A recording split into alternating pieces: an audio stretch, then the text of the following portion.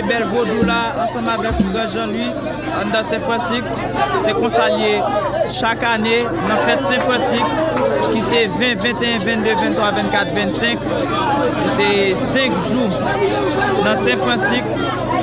Pour venir là, on va passer un pile côté. Et c'est côté tout qui va en pile chance. En pile chance, en pile gros loi, en pile gros diable dans Saint-Francisque. Saint-Francisque pas manger moun ni même. Saint-Francisque c'est aider les démons. On suit ensemble.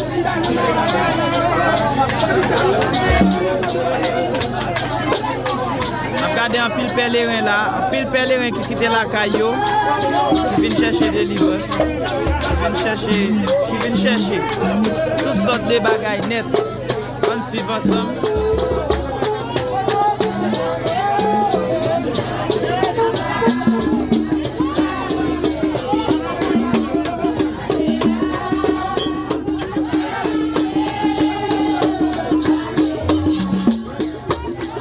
N'oubliez abonner avec Chanel Mambo Momo et Ougala disponible sur YouTube, partagez, commentez. Like vidéo pour piper l'image, like vidéo, partagez vidéo.